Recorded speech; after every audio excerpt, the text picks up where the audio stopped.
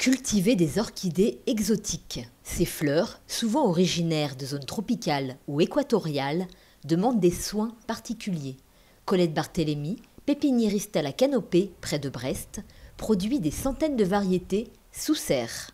En ce qui concerne les orchidées les plus courantes, par exemple les Phalaenopsis ou un certain nombre d'Odontoglossum, Oncidium, Cattleya, Dendrobium aussi, on peut partir du principe que ce sont des plantes qui sont à cultiver dans la maison, une maison chauffée en gros entre 15-16 degrés minimum et jusqu'à 28 ou 30 degrés maximum, dans un endroit le plus lumineux possible. Et on va simplement les protéger du soleil direct en mettant un petit voilage sur le carreau pour éviter qu'elles ne brûlent au soleil. Souvent dans les maisons, on a environ 50% d'hygrométrie. Et ça, c'est pas assez pour une orchidée.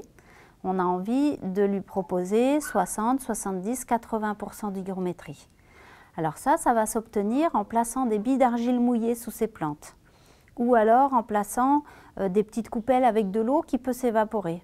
Ou alors en regroupant ces plantes. Plus il y a de plantes dans un espace donné, plus le taux d'humidité est élevé puisque les plantes génèrent aussi de l'humidité collectivement. L'arrosage, il va se faire de manière à ce que le pot s'allège entre deux arrosages. La fertilisation, elle se fait environ tous les 15 jours en alternant l'engrais croissance et l'engrais floraison. Vous ralentissez l'apport d'engrais pour toutes les plantes qui ont moins de croissance l'hiver.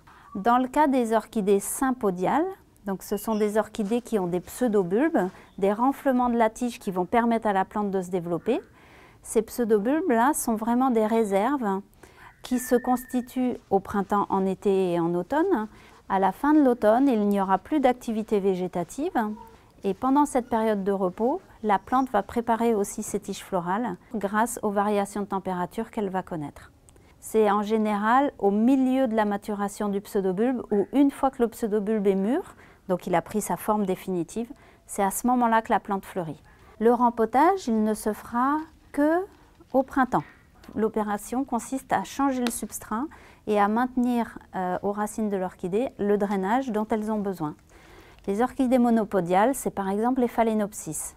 Elles font une feuille à droite, une feuille à gauche, une autre à droite, une autre à gauche et ça continue comme ça, elles poussent selon un axe vertical.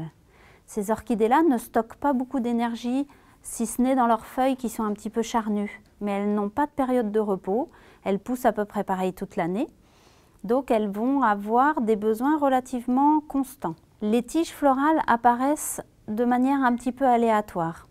C'est-à-dire que vous n'allez pas avoir une saison très précise où les plantes vont fleurir, mais la floraison va intervenir en fonction des variations de température que la plante va connaître. Parfois, on remarque que la plante grandit, grossit, se développe très bien, fait beaucoup de racines, mais ne fait pas de tiges florales.